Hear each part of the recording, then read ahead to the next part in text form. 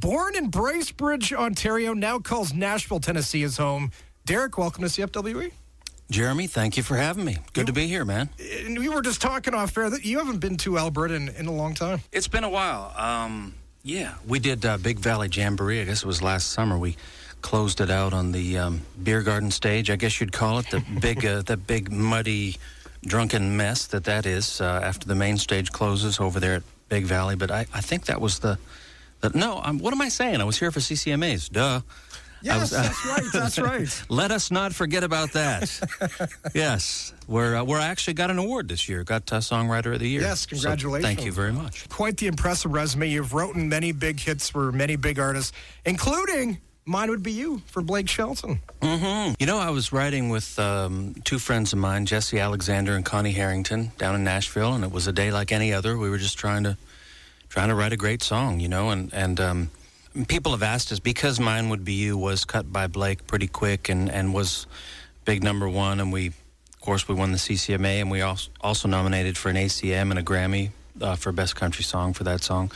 So people always want to know, well, did you know when you wrote it that you had just this, did you know your life was going to, it's like, no, we didn't know that. I mean, we felt like we had written a good song, but we didn't know, you know, you never really know. Right. But we felt it was pretty solid, and Blake, we wrote it fairly quickly over 2 sessions. Blake was the only artist to ever hear it, and he put it on hold, and which basically is when someone puts a song on hold, it's when the artist says, hey, don't play this for anyone else. I'd like to, well, I kind of try and make up my mind about whether I want to record it or not.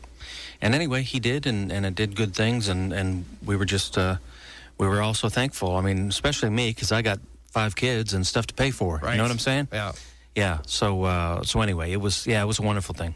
Who was that song for, can I ask? It was for my wife, because she's expecting me to go in and make some money. You know, that's basically, it's just to keep me out of the poorhouse. Right. No, you know, I think, I think for me, everyone has that kind of certain someone in their lives, and I think both Jesse and Connie had specific people that they were kind of writing it for, and I probably do too. I'm always looking forward, so I don't really dwell too much on stuff like that in the past. What's so funny though is and you obviously know because you've listened to the song all the way through, but I mean, it's a sad song. I mean, when you get to the end, it's actually a sad song. It's about a breakup. You'd be amazed how many people, like on Twitter, will tweet out, because I'm just my name, Deric Ruttan, at Deric Ruttan on Twitter and Instagram, and people will tweet, I love this song. It was our wedding song. I'm like, have you heard the last verse?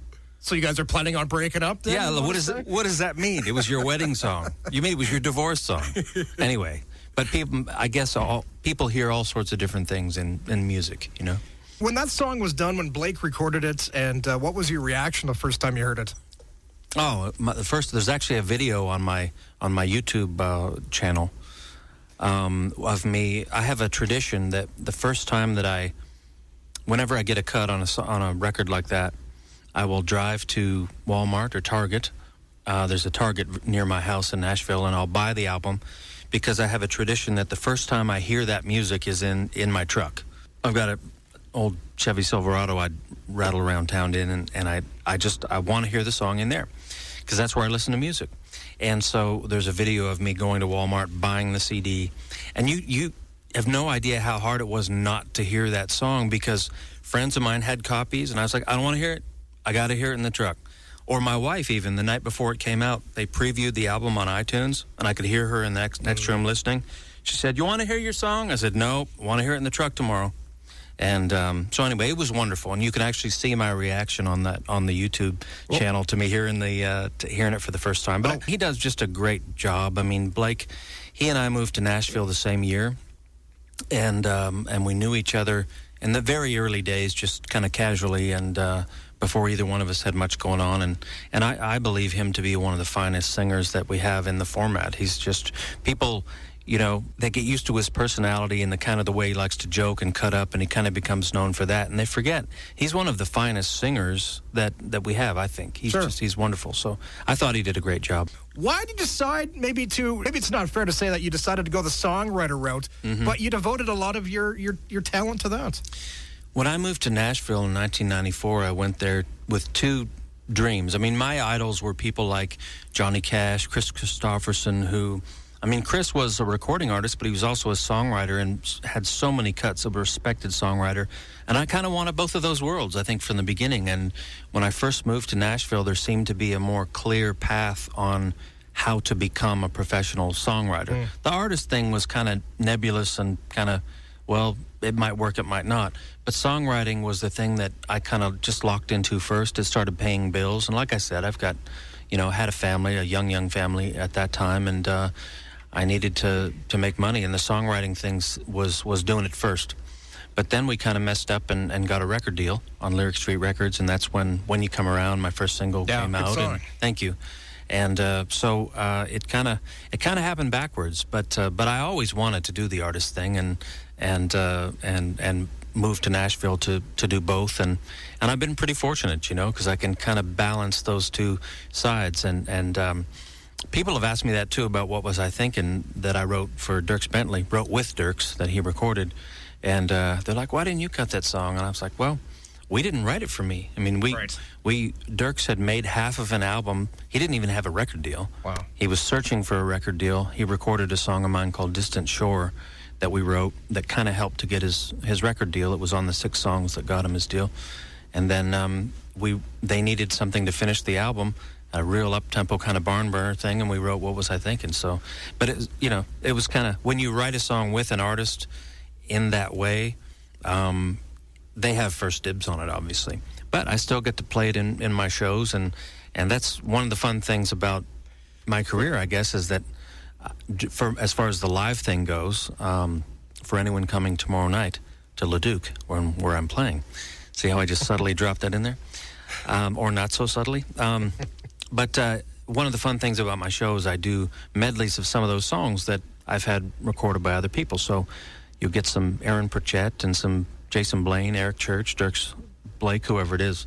I'll just work some of those songs in, and it's fun because I still get to play them, and yeah. Speaking of your show, well, let's get right to that. It's coming up tomorrow night in Leduc, playing with the Boom Chaka Boys as well, Randy Bolton from Red Deer. Mm-hmm.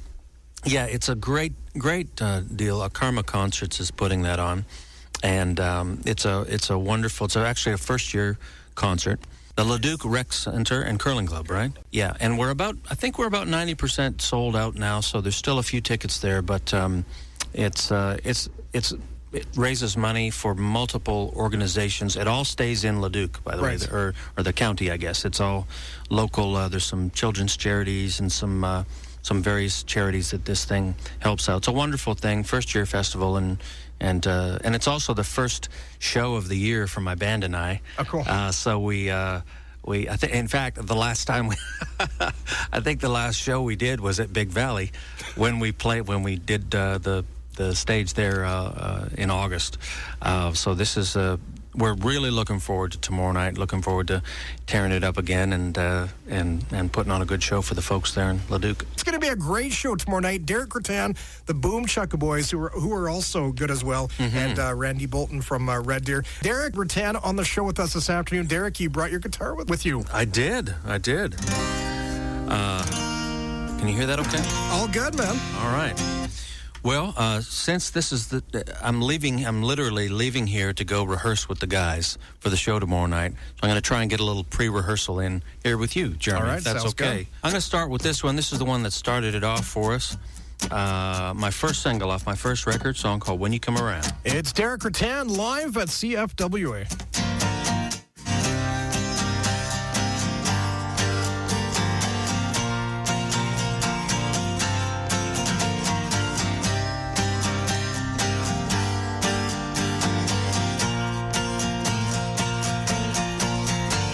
The look in your eyes when you left here that night was like somebody stolen your soul. The trance you were in when you crawl in my skin, you were under some outer control. But I won't give spell will be broken when you come around to your old good sense. When you break the chains and you're free again, I'll be waiting here to take you in when you come around.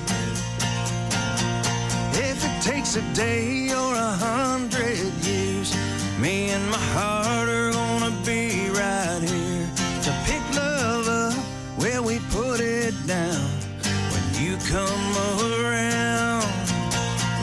Ha!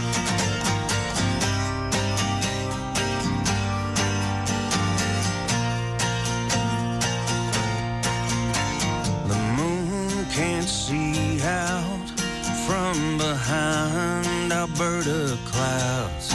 Don't know how you could find your way home, so I'll stay up all night like I do every night to make sure that the porch light stays on. Cold winds may be blowing, but these arms will be open when you come around to your old good sense. When you break the chains and you're free again, I'll be waiting here to take you in when you come around. If it takes a day or 100 years, me and my heart are gonna be right here to pick love up where we put it down when you come around.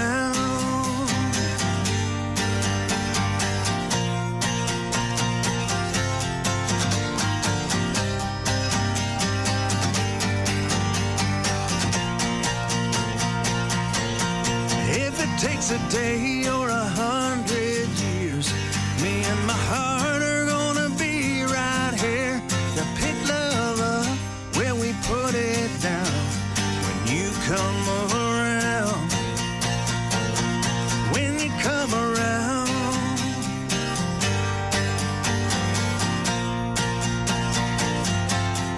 When you come around.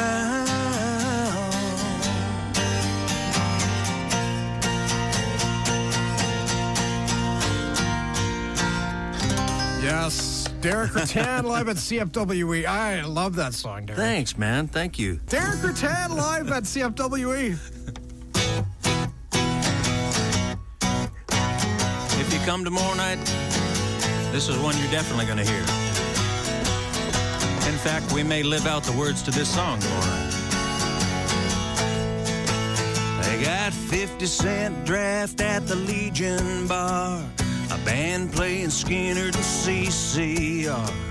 The place is packed and they're still piling in. Hope nobody calls the cops again. Well, hey-oh, having too much fun.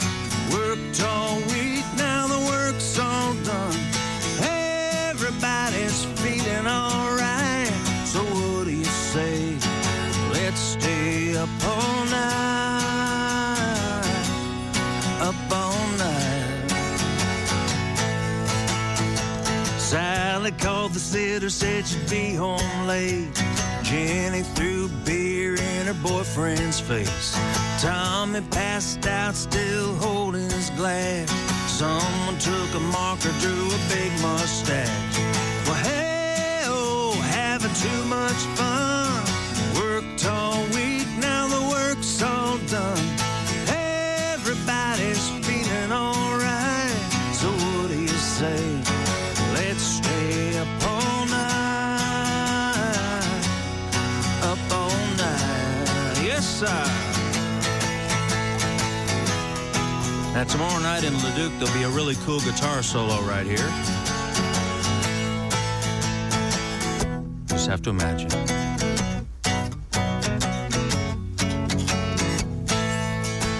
Well, the joint's still rocking at 1:45. We drank all the beer and the whiskey too. Now the band just kicked off, give me 3 steps. Ain't nobody going home just yet. So hey, much fun. Worked all week, now the work's all done. Everybody's feeling alright. So what do you say? Let's stay up all. Hey, oh, having too much fun. Worked all week, now the work's all done. Everybody's feeling alright. So what do you say? Let's stay up all night. Up all night. Well, hey, oh, up all night. Hey, oh, up all night. Hey, oh, up all night. Big finish. Hey, oh, up all night.